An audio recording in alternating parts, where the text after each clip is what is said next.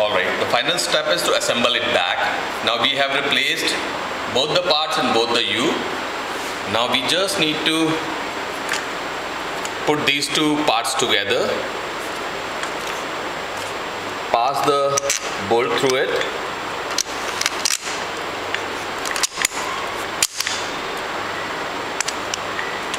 similarly on the other end.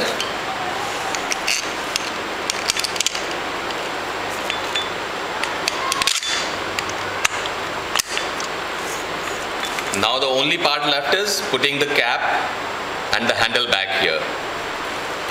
So if you notice, the handle has got this particular thing and the orange cap in the